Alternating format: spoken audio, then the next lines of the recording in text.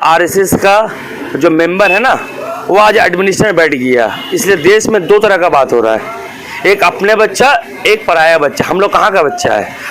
क्या जिस तरह फातिमा के घर में जिस तरह बुलडोजर चला दिया है, कितनी शर्म की बात है। क्या हमारे देश में जुडिशियल क्या ख़त्म हो चुका है? मैं चाहता हूँ, कमिश्नर ने बोला है कि वो अपने बच्चे है, तो ये अगर अपने बच्चा है तो फातिमा किसके बच्चे है? क्या वो नुपुर शर्मा मोहम्मद सल्लल्लाहु अलैहि वसल्लम के बारे में जो इस तरह टिप्पणी किया है, क्यों उनको अभी तक अरेस्ट नहीं किया? क्यों जुडिशियल के ऊपर अगर विश्वास उड़ जाएगा तो देश में श्रीलंका से खराब अवस्था हो जाएगा। हमारे देश में श्रीलंका में अर्थनीति का अवस्था खराब हो जाएगा, तो हमारे देश में लॉ एंड ऑर्डर खत्म हो जाएगा। लॉ एंड ऑर्डर को कोई मानेगा नहीं, कोई बुलडोजर चलाएगा, कोई गोली चलाएगा, कोई पत्थर चलाएगा। अगर इस तरह का देश चलता रहेगा तो देश हमारा और पीछे चला जाएगा।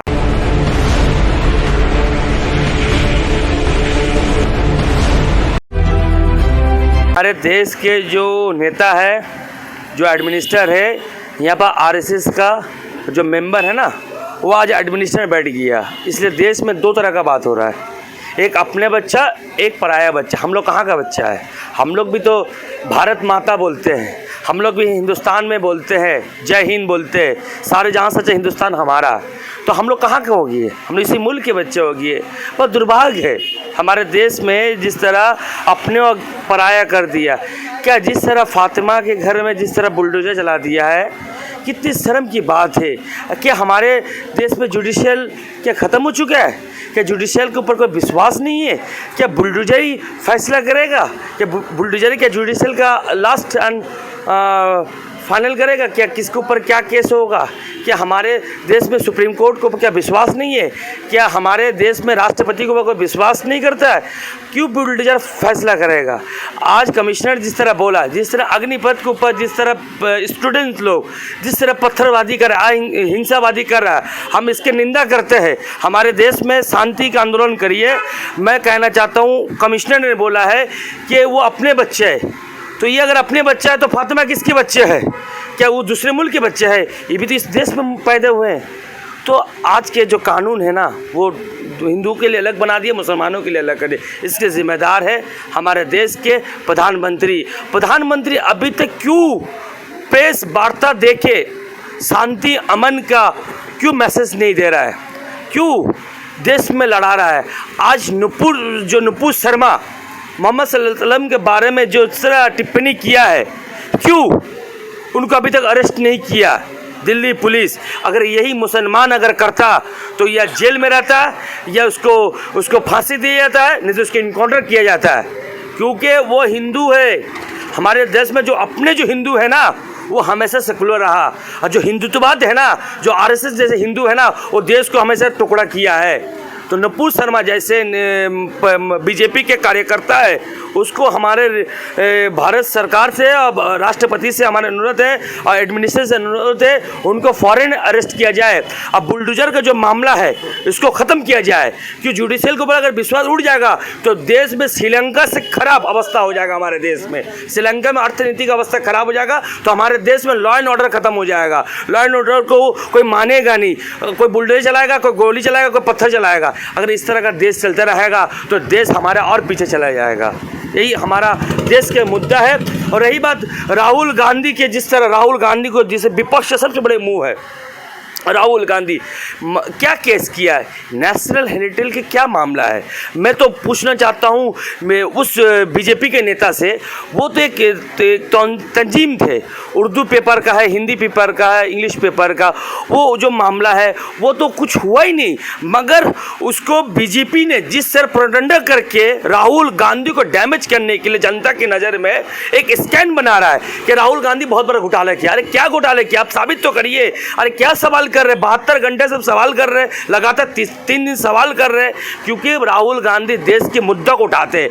पेट्रोल की बात करते हैं, डीजल की बात करते हैं, किसान की बात करते हैं, अर्थनीति की बात करते हैं, मजदूरों की बात करते हैं, देश की अवस्था जो बिगड़ जा रहा है उसके बारे में बात करते हैं। राहुल गांधी एक अच्छे विपक्ष नेता है और उसको खराब करने की कोशिश कर रहा है बीजेपी के पास मुद्दा कहाँ है? बीजेपी ने कहा था मैं 2 करोड़ नौकरी दूंगा साल में, कहाँ नौकरी दिया? आज बोला 10 लाख नौकरी दूंगा 18 महीने में। क्या बीजेपी अपने जुमले से क्या पीछे हट गया? बीजेपी अपने मुंह से क्या बयान करता है? एक राष्ट्रीय नेता है जेपी नड्डा, एक राष्ट्रीय नेता है अमित शाह, एक राष्ट्रीय नेता नरेंद्र मोदी, कि इन लोगों को शोभा देता है झूठ बोलने के लिए? एक देश के प्रधानमंत्री 572 झूठ बोलता है, ये क्या देश को शोभा देता है? आप इतिहास दोहराइए, पंडित जवाहरलाल नेहरू से लेके इंदिरा गांधी जी जैसे, स्वर्गीय राजीव गांधी जी से लेके नरसिम्हा राव जी से लेके तमाम जैसे प्रधानमंत्री कितना झूठ बोला। मैं स्वर्गीय अटल बिहारी वाजपेयी जी के बारे में बोलता हूँ, उसने विपक्ष से सम्मान किया, कभी झूठ नहीं बोला, उसने सदन से अपना बहुमत पेश किया, अगर जहाँ हार गया उसने स्वेच्छा हटा लिया। मगर बीजेपी ने हॉट स्टैंडिंग करता है, बीजेपी कांग्रेस के एमएलए को खरीदता है, बीजेपी कांग्रेस के एमपी को खरीदता है, क्योंकि सरकार बचाने के, हमारे देश के लोकतंत्र खत्म हो चुका है। देश के लोकतंत्र को बचाने के लिए जो युवा है, जो जो जो आज के जो यंग जनरेशन है, इनको आगे आना चाहिए। आज वही बिहार के जनता, वही उत्तर प्रदेश की जनता, वही हरियाणा का, इस राज्य के मुख्यमंत्री कौन है? बीजेपी का है। आज आंदोलन कहाँ हो रहा है? ये आंदोलन हो रहा है क्योंकि अब इन लोग का प्रोपेगेंडा खत्म हो गया, अब जुमलाबाजी नहीं चलेगा। ये अग्निपथ को, सरकार को इमरजेंसी इनको विड्रॉ करना चाहिए और इसके बारे में सोचना चाहिए। जो मैं अगर सेना में भर्ती होऊंगा क्या 4 साल के लिए? अरे 4 साल में 2 महीना छुट्टी देगा, 6 महीना आपको ट्रेनिंग देगा, हम 2.5 साल नौकरी करेंगे, 11 लाख रुपया दिया जाएगा। उसके बाद बीजेपी का कैलाश जो नेता है, मध्य प्रदेश के नेता, मैं अभी थोड़ी देर पहले टीवी में देख रहा था, अगर अग्निपथ लगा के आप बीजेपी के कार्यालय में आइए, उनको सिक्योरिटी नौकरी दिए। यही सम्मान है कि हमारे आर्मी में, यही सम्मान है कि हमारे मिलिट्री में। बीजेपी कहाँ ले गया यार हमारे देश को, और पीछे चला यार हमारे 100 साल। इसलिए बोलता हूँ, मैं जितनी विपक्ष के नेता, मैं खास करके बंगाल के मुख्यमंत्री ममता बनर्जी से मैं कहना चाहता हूँ, अभी ज़रूरत है आप एक हो जाइए और कांग्रेस की हाथ के मजबूत करिए। जब तक बीजेपी बंगाल से, हिंदुस्तान से अगर ख़त्म नहीं होगा तो कोई भी राज्य के मुख्यमंत्री, कोई भी राज्य के विपक्ष के दल मोदी जीने नहीं देगा, क्योंकि मोदी का पास 3 चीज़ है, एक तो ईडी है, एक तो सीबीआई भी है, और एक तो उसका जो हॉर्स ट्रेडिंग जो है ना, अगर उसके पास इतना पैसा आ गया है कि किसी को खरीद लेगा। तो संविधान को बचाने के लिए तमाम विपक्ष दल के नेताओं को मैं आमंत्रण करता हूं कि दिल्ली में आइए और दिल्ली में राहुल गांधी के हाथ को मजबूत करिए और नरेंद्र मोदी को 2024 के लिए हमेशा के लिए उखाड़ के फेंक दिएगा। अगर विपक्ष अगर देश में अगर जिंदा नहीं रहेगा तो याद रखिएगा, हिंदुस्तान में 130 करोड़ जो जनता है ना, पिछड़े जाति जो जनता है, दलित है, सिविल कास्ट है, माइनॉरिटी है, जो पंजाबी है, इन लोग को खतरा हो जाएगा। क्योंकि जो राजनीति कर रहा है इन लोगों पर आक्रमण कर रहा है। आज दलित कहाँ सुरक्षित है?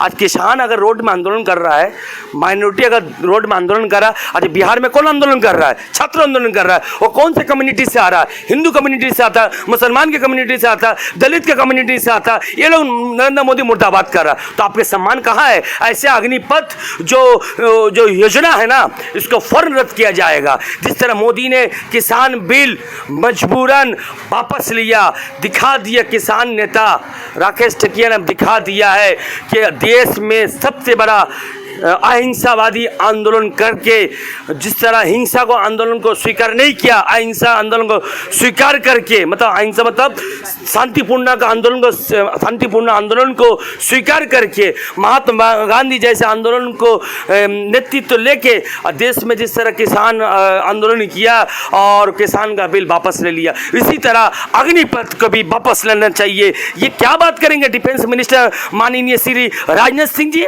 ये भविष्य खराब कर रहे देश का, ये देश के जवानों का भविष्य खत्म कर देंगे, एक सम्मान खत्म हो जा रहा है। मैं राजनाथ सिंह से मैं गुजारिश करना चाहता हूँ, मुझे लगता है भारतीय जनता पार्टी के सबसे काबिल नेता आप ही है, क्योंकि मैं बाकी नेताओं को जानता हूँ अटपट कहते हैं। मैं मेरे संदेश से राजनाथ सिंह जी से आप सोच विचार करिए और अग्निपथ को वापस लीजिए।